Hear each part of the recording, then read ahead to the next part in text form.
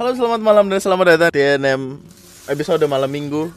Mari kita membacakan email. Email malam ini adalah email malam minggu di mana kita akan menceritakan tentang beberapa cerita yang sudah dikirimkan para pembaca. Emailnya biasanya lucu-lucu, wadaw-wadaw, tapi mari kita mulai dengan ini. Henry, gue mau ceritain pengalaman gue. Gak usah lo kasih lihat emailnya ya. Oh iya, cerita ini agak panjang. Panggil aja Tia 26. Gue pengen cerita soal pengalaman pencintaan gue, yang gue sendiri ngerasa goblok banget jadi cewek. Gue deket sama cowok, sebut aja Bagas 29.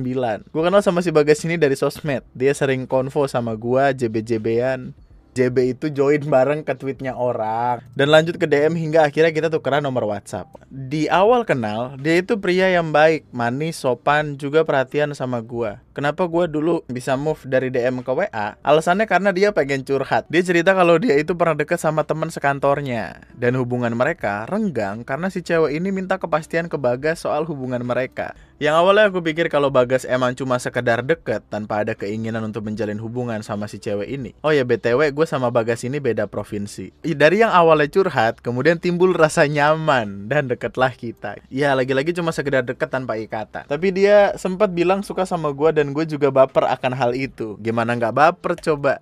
Gue yang jomblo udah hampir 8 tahun dan masa bodoh sama cowok, tiba-tiba di-treat like a queen sama Bagas. Atau mungkin gue ngerasa nyaman sama perlakuan dia. Cuma pas dia minta jadian, gue gak mau. Gue pikir pacaran virtual itu fana, cuma kata-kata aja, layaknya baca novel dengan visualisasi bayangan doang, gak ada kenyataan anjing. Singkat cerita, gue sama Bagas dekat hampir 7 bulan dan selayaknya kayak orang pacaran, tapi gak pacaran. Selama 7 bulan itu gue chat, teleponan tiap hari, bahkan malam pun sering sleep call. Kita belum pernah ketemu dikarenakan kondisi gue sama dia beda provinsi, tuntutan pekerjaan, tambah situasi pandemi yang lagi parah-parahnya. Meski kayak gitu, dia ngenalin aku ke mama sama adeknya, dan mereka baik sama gue. Suatu hari aku kenal temen dia dari Twitter juga. Dia cerita kalau Bagas itu ternyata udah married. Tahu fakta itu gue rasanya kayak mau meledak, sendiri kaget, kecewa, marah, udah campur aduk jadi satu. Gobloknya, gue masih mau berpikir positif. Mungkin si teman Bagas ini gak suka sama Bagas. Dia berusaha ngefitnah Bagas karena Bagas pernah cerita sama gua kalau si temennya ini nggak suka sama dia. Gimana gua percaya kalau mama sama adenya itu kenal baik sama gua? Dipikir secara nalar kan kalau Bagas nikah nggak mungkin dia ngenalin gua ke keluarganya. Iya dong. Sampai pada satu waktu teman Bagas ini, sebut aja Akbar, ngasih tunjuk gua foto pernikahan Bagas. Di situ gua nangis-nangisnya. Akhirnya gua tanya sama Bagas, apa bener kalau dia udah nikah? Dan ternyata bener, dia udah 2 tahun menikah. Lu tahu kan gimana perasaan gua? Lemes banget rasanya, darah kayak berdesir kencang banget. Gua nggak punya tenaga lagi. Gua sadar, gua goblok. Jatuh cinta sama orang yang belum pernah gue tahu gimana dia sebenarnya. Ya, jatuh cinta secara virtual itu emang kayak nunggu kejatuhan durian, antara rezeki atau enggak ya mati.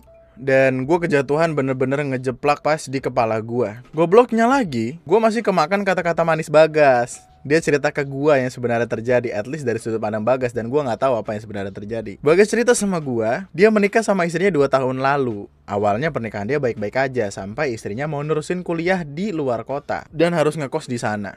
Bagas sebagai suami yang bertanggung jawab atas semua yang ada di istrinya, termasuk pendidikannya, dia ngizinin istrinya ngekos di luar kota sendirian. Dia gak bisa nemenin, gara-gara kerjaan dia emang gak bisa ditinggal. 1, 2... Sampai 7 bulan komunikasi sama istrinya masih lancar. Dan di bulan ke-8 tiba-tiba istrinya ngilang tanpa kabar. Bagas berusaha nyari istrinya. Dia datang ke kota istrinya kuliah, nanyain ke teman-temannya, dan satu pun gak ada yang tahu keberadaan istrinya ini. Beberapa bulan nyariin sampai putus asa dia dan belum ketemu juga. Di 11 bulan pernikahan mereka, Bagas dapat kabar dari orang kalau istri dia udah sama cowok lain. Dan istrinya hamil sama cowok itu sampai punya anak. Makanya istrinya gak pulang dan ngilang dari Bagas. Tapi Bagas tetap berusaha mencari istrinya, dan sampai sekarang pun 2 minggu sekali dia nyari istrinya itu. Mendengar cerita Bagas, gue kasihan Ri, dan gue luluh lagi. Amarah gue hilang gitu aja, dan jadi makin iba sama Bagas. Bagas bilang kalau dia beruntung kenal gue, karena cuma gue yang mau dengerin semua cerita dia dan gak ninggalin dan tetap nemenin dia. Alasannya lagi-lagi entah karena gue terlalu sayang atau goblok mengartikan perasaan. Gue masih lanjut berhubungan sama Bagas sampai 1 tahun, sampai akhirnya ada satu teman gue ternyata kenal juga sama Bagas. Panggil saja dia Intan. Gue gak tahu gimana awalnya si Intan kenal Bagas. Gue taunya Intan kenal Bagas karena Intan sendiri yang cerita ke gue. Intan nyeritain kedekatan dia sama Bagas, yang lu mungkin tahu gue cemburu dengernya. Gue emang goblok nggak cerita sama Intan kalau gue lagi deket juga sama Bagas. Dan gue emang nggak mau cerita. Secara Bagas ini pria beristri. Gue takut Intan mikir yang aneh-aneh. Yang mana emang gue tahu hubungan kita ini salah. Hampir setiap hari Intan curhat soal hubungan dia sama Bagas ke gua. Gue cuma iyain dan sok-sokan ngedukung. FYI, Bagas juga nggak cerita sama Intan kalau dia deket sama gua. Bagas tahu Intan ini temen gua. 3 bulan gue dihadapkan pada situasi Intan yang selalu cerita soal Bagas. Dan Intan bilang kalau dia sama Bagas mau janjian meet up ke Malang. Ketika gue tanya Bagas, lagi-lagi dia nggak ngaku soal kedekatan dia sama Intan. Dan gue cuma pura-pura nggak tahu. Goblok banget kan gue. Di area mereka ketemu. Bagas pamit ke gue mau nyari istrinya lagi. Dia mau fokus dan mungkin 3 hari nggak ngasih kabar ke gue. Gue yain. Padahal gue tahu kalau Bagas mau jalan sama Intan ke Malang. Pulang dari Malang, si Intan datengin gue dan marah-marah ke gue. Dia marah karena tahu soal hubungan gue sama Bagas. Waktu mereka ketemu pun, ternyata Bagas ceritain semua ke Intan. Soal hubungannya sama gue, juga soal masalah dia sama istrinya. Gue cuma bisa diem pas Intan marah. Karena gue sadar gue salah. Dan lu tahu nggak, Nri? Ternyata Intan nembak Bagas pas mereka ketemu di Malang. Intan suka juga sama Bagas. Dia bilang kalau dia sayang sama Bagas dan nyaman berada di dekat Bagas. Tapi Bagas nolak dia dengan alasan Bagas udah terlanjur menaruh rasa sama gua. Di situ yang ngebuat Intan marah dan maki-maki gua. Intan juga nyuruh aku ngejauhin Bagas dengan alasan Bagas itu udah beristri. Dan itu nggak baik buat gua ke depannya. Gue pikir-pikir emang ada benernya juga kata-kata Intan ini. Di sisi lain, gua pura-pura kaget dan mergokin Bagas kalau dia punya hubungan sama Intan. Bagas hatinya ngaku dan dia ngaku salah. Dia janji sama gue buat ngejauhin Intan dan fokus sama gue. Tapi entah kenapa, lagi-lagi gue lulus sama Bagas dan kita balik deket lagi. Kurang goblok apa lagi gue. And finally, makin ngerasa nggak bisa terjerat di hubungan tanpa kepastian ini. Gue nanya ke Bagas apa dia serius sama gue. Dan Bagas bilang kalau dia serius sama gue. Ketika gue tanya, kalau kamu serius sama aku, terus gimana nasib istri kamu? Apa kamu mau cerai sama istri kamu? Dia jawab, nggak tahu. Aku nggak mau ceraiin istri aku nggak mau jadi duda. Gue bingung dong. Gue tanya lagi ke Bagas, terus aku gimana? Apa aku bakal kamu gantung terus? Emang aku sayang sama kamu tapi aku nggak bisa ceraiin istri aku. Gue langsung down dengernya. Dan terakhir aku bilang sama dia, oke, kalau kamu nggak bisa ngelepasin istri kamu, biar aku yang ngelepasin diri dari kamu.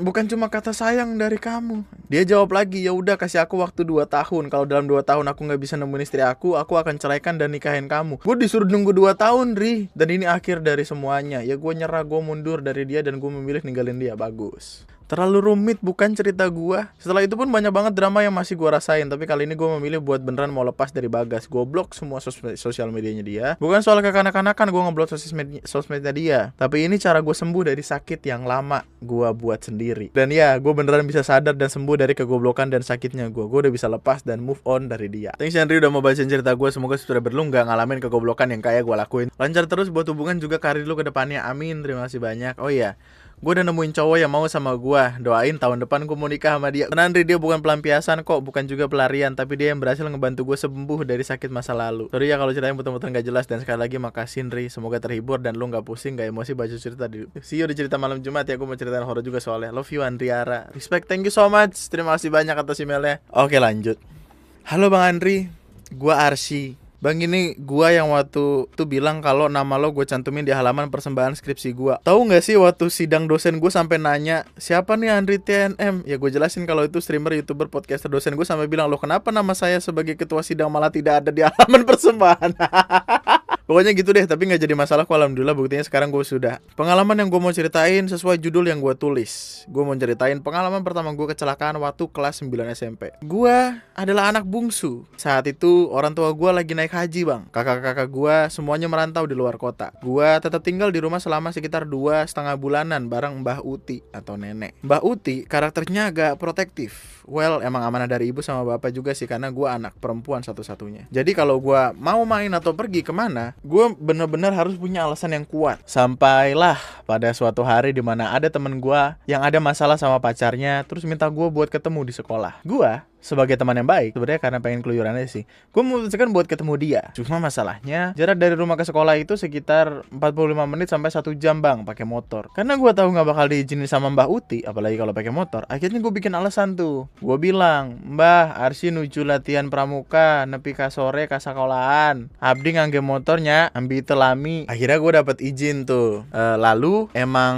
dasar guanya aja yang nggak tahu waktu main sama temen. Gue baru selesai main itu sekitar jam 5 sore. sore dengan jarak dari sekolah ke rumah yang cukup jauh. Udah dapat dipastikan dong gue bakal sampai rumah malam-malam dan langit bakal keburu gelap. FYI bang, gue baru belajar motor itu kelas 8 SMP dan ya as you know lah, bocah kalau baru bisa naik motor itu agak belagu, apalagi cewek. Lu mungkin bisa memperkirakan lah kapasitas gue dalam mengendarai motor saat itu. Well, akhirnya gue balik lah. Bener aja bang, di perjalanan langit udah keburu gelap, cuma belum yang bener-bener gelap gitu. Sewaktu gue nyampe desa, sebelah desa gue lihat ada mobil bapak gue bang. Gue inget, oh iya pagi ini om sama bibi pinjem mobil. Nah, entah apa yang ngerasukin gua, pokoknya saat itu gua kayak pengen banget ngejar itu mobil. Atau seenggaknya ada di belakangnya deh, biar gua nggak sendiri. Soalnya ada salah satu daerah yang kanan kiri tuh kebun, sawah, peternakan ayam, plus nggak ada rumah sama sekali, plus banyak jalan berlubang, plus lampu jalan yang cuma di ujung jalan mendekati pemukiman. Ditambah katanya angker. Awalnya gua masih bisa nyimbangin kecepatan sama mobil itu bang. Cuma entah gimana, kok tiba-tiba mobil itu ngebut banget. Nah gua yang belum berani ngebut, bingung dong antara mau ngebut tapi ragu, gak ngebut tapi ntar gue sendirian, belakang gue gak ada kendaraan lain. Nah itu mobil mulai gak kelihatan tuh bang karena tikungan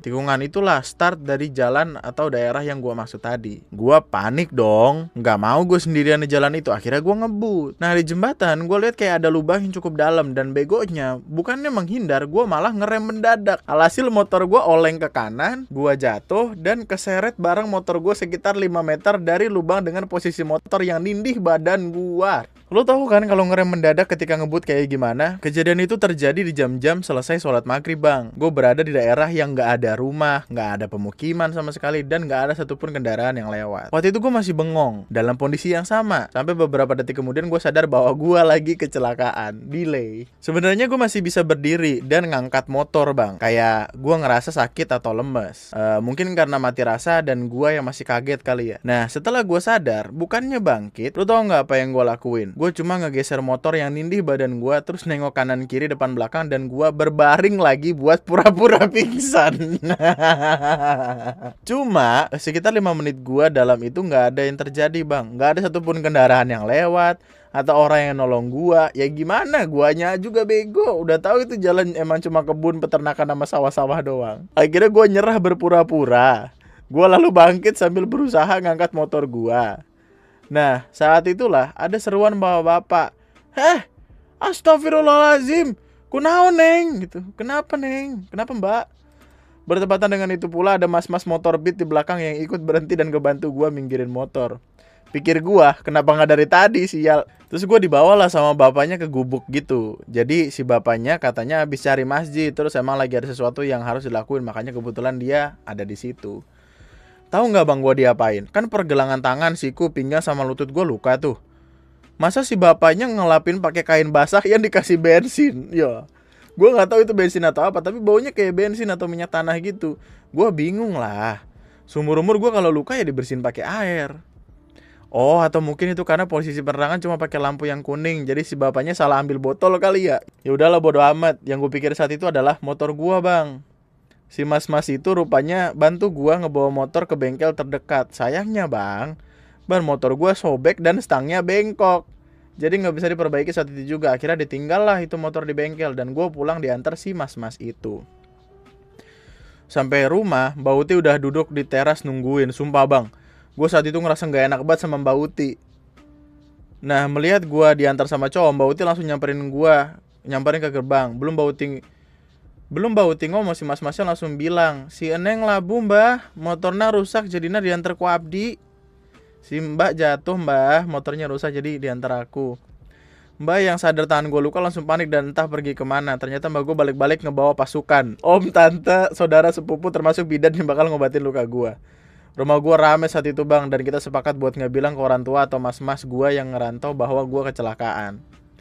Beberapa bulan kemudian setelah waktu gue tahu, gue nggak dibolehin bawa motor selama beberapa waktu. Sekian bang, next gue cerita lain ya. Makasih udah dibacain saya terus Mbak Ara. Kenapa Mbak Ara? Thank you so much, terima kasih banyak.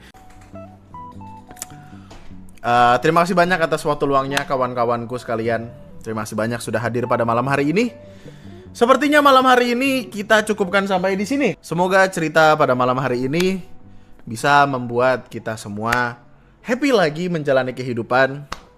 Mohon diingat, kehidupan itu berat ya. Meskipun gak akan seberat cerita-cerita yang tadi, tapi ada beratnya lah, ada beratnya. Terima kasih banyak atas waktu luangnya.